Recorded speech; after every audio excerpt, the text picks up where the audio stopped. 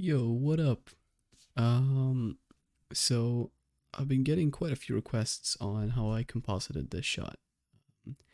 So I'm very happy with how it turned out, and I think quite a large portion of it was in the compositing. So let's talk about that. I'm really happy with how it turned out. I think it kind of matched pretty well.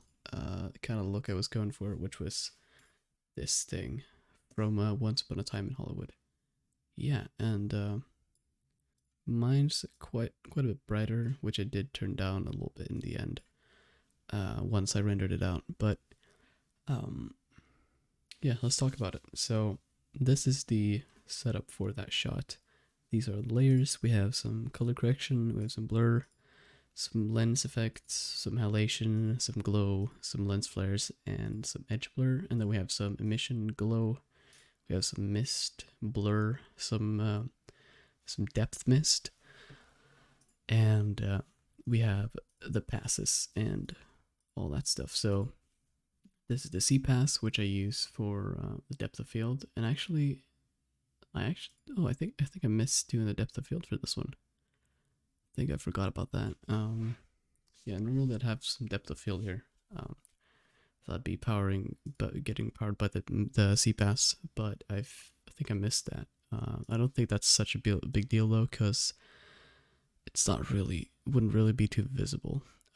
All right, so we got the C pass, we got the mist pass, which I do use for getting the mist layers, and then we got this. This is the main layer, and I did some funny stuff with the motion blur. I tried experimenting with some rolling shutter, which I will do a video on soon, which made it look like it was filmed on a real camera, in my opinion. Quite a few cameras now don't have rolling shutter anymore, but those old lenses, or not lenses, but the old cameras, they still do. So I got, yeah, but the result of that was the motion blur being not enough, in my opinion. So I added some real smart motion blur on there and used the Clinton Jones exposure thingy trick to retrain the highlights. Okay, so that's kind of the main adjustments I did to the basic layer before doing any major adjustments. And then we got this mist layer. So that one has a set matte, but it's basically just a gray color. Kind of almost, oh, here. Yeah, kind of neutral grayish color. And then I have the set matte effect. And what that does is basically doing the same as trick matte, but you don't have to position and copy the layer every time. So that's kind of useful in my opinion. So I just set that to go off this mist pass here, and that basically makes it so it's very subtle. But you can kind of see here, oh, autosave. You can kind of see this faint silhouette of the car there. So there's going to be less of that. Maybe I can do this. Nope, we can't. But making sure, just hide all of those. Oh, like that. So, yeah, very faint before and after. So I kind of smudge out these black levels to not perfect black. Yeah. And then I got this mist blur, which is just all over the image. So that one is just Gaussian, an adjustment Gaussian layer, set to, I think 5. Yeah. Just Gaussian blur in 5. And that adds a subtle bit of glow to the whole image. It also fades out the blacks a little bit. And then I have a duplicate of this base layer. And I actually forgot adding the motion blur to all those, but it doesn't really matter too much. So yeah, I'm using the extractor to instead of using the combine pass, I just use the emission pass. And then I add a universe glow effect to those and use lighten effect to add them back. And that kind of just adds some extra spice to the highlights because they shouldn't be gray, they should be white, kind of blown out. And then I have this very, very, very subtle layer of halation, but only on the most extreme highlights. So you can see if I just, it's barely visible. But yeah, it adds this kind of reddish glow to the contrasty bits where the highlights are. And I have a more overall pass of that later on, but yeah, that's the EMIS 2.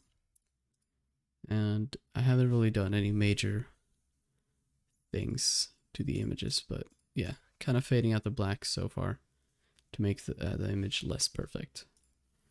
And then we have this effect, which is just edge blur, and I just add a tad bit of Gaussian blur to the edges, and that's, yeah, like I want the focus to be more in the center, and because I have such distortion here, the clarity wouldn't really be the same on the edges. So I just got that there. And it also kind of helps because I have no depth of field to kind of add that kind of unsharpened look in the edges. And then we got the flare pass. So let's see. This one I really had to turn back. It kind of spawns in some places and just adds a faint kind of bluish glow to everything. If I turn that, like, the threshold down, you can see what it kind of does. But yeah, I don't want it to be too intense that it is like destroying the image almost. But for that, I'm using the optical flares plugin, and I'm having it source from the emission layer that I have right here. So it only looks at that and then adds this optical flares depending on where the bright spots are. And then I got this glow effect, which I kept almost too subtle. Yeah, like having too much glow is just an instant, like, no, that's not realistic thing for me. I think it was at like that before, like in the other shots, and it just looks fake because that wouldn't really happen. So I just looked at a lot of reference and looked like, how much glow is it really there? And it turns out there's not too much, so just a faint bit of glow there. And then we got this halation, and this is just kind of adding, yeah, this same red thing to all the highlights. And I think I've talked about this before, but it's something that occurs on film. So what I have here, if I just solo it, or it's kind of not really possible, but yeah, find edges effect to find the edges, obviously, and then brightness and contrast a billion times until I only have the harshest ones left. Then I pull a tint on that to make it all red, and then I add faint blur, and I just pull screen on that so you get rid of all the black, and then that's obviously too much, so I turn down the opacity a little bit. And yeah, that's obviously too much, so I think it was at 7. Just a subtle bit of red, kind of glow in the edges. I think if I can bring up some reference what that is. Give me a second. My internet is freaking crashing down right now because I'm having to back up all these files to Google Drive.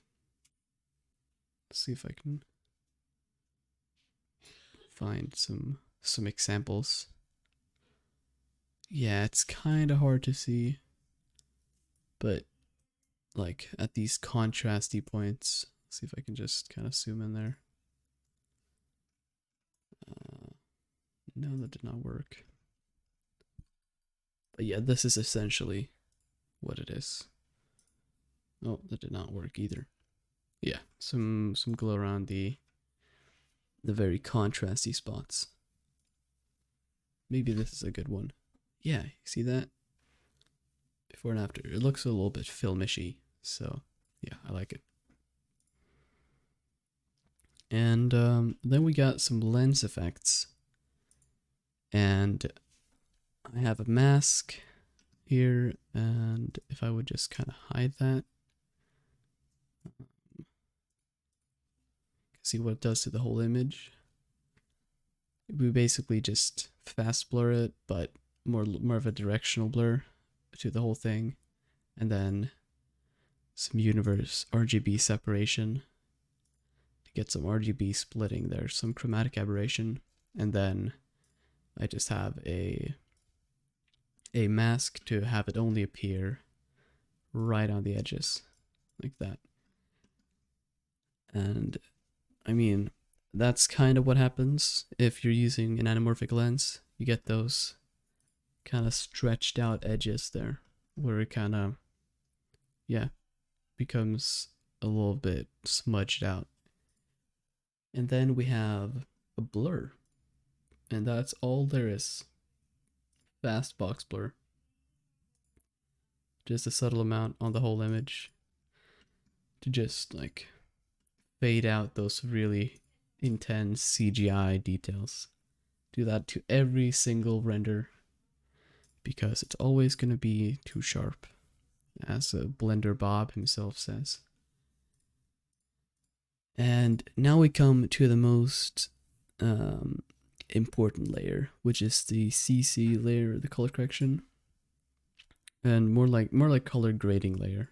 And let's just see what we got here. I could probably just duplicate it real quick, and I'll talk about kind of the adjustments. So we start off with allometry color, and here I just blow out the exposure. So we go from 0 to 2, and I mean most of the time I just kind of see what looks the best. I just slide it up and down and take the best one. And this happened to be a choice I made. But yeah, exposure, some contrast of course, and just pumping out the highlights. Just add some extra glow there. And then I also increased the saturation a little bit, because that's always nice. I added a little bit of vignette to the edges. Yeah, it's kind of hard to do changes here in After Effects just because it's so slow. And let's see, yeah, I think I pushed some in the other shots I did.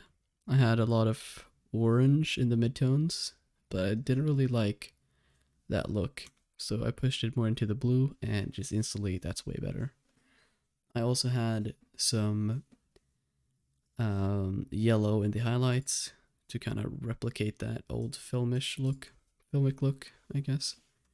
And just some basic changes. And I think one of the most important changes I did here was I color picked the car, like the blue, because that was the blue that came out of the render, and I just took the hue versus saturation and pulled it all the way down. So like, yeah, if I pull it down, see how it's less saturated, and I just thought that looked way better than before. Yeah. And those are the major changes I did on the allometry color. Then of course we had some add grain. I used the Codec Vision 800T. It's kind of my go-to for this whole project. I really like the look of it. Looks pretty darn natural in my opinion, and that's just great all the cameras, like especially if you're filming in low light, will have grain, and just helps to bring and break out those very smooth looking parts of your image. Yeah, 0.2 intensity, codec vision 800T, built-in After Effects effects. Then we have this selective color, and I'm not sure how much of the visible changes are, but I kind of added or subtracted some what should I made the reds here more pinkish. It's not too visible when you look at it, just very slight. Yeah, barely visible. The major changes were in the greens. We made all the greens more cyan, and also in the blues, I think. So you can see the difference on the car. It goes from blue to kind of cyan. Yeah. I'm not actually sure if I like that though. I think that's something I might want to change, but I also, it's something with the blacks that I kind of like with it. Yeah, but I kind of prefer the car color like this instead of that. But then we have another selected color. I'm not actually sure what this does. I think I just kind of added it and forgot to do anything about it, so that one is not really necessary. But yeah, I would probably actually see with the blues, pull the cyan back, and yeah, I kind of like that. I kind of prefer that. Maybe just a tad bit of that cyan. Yeah, I think that looks cool.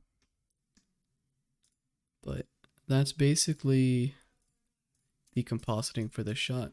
Yeah. Hope this little video was informative in any way. Yeah, have a good day. See ya.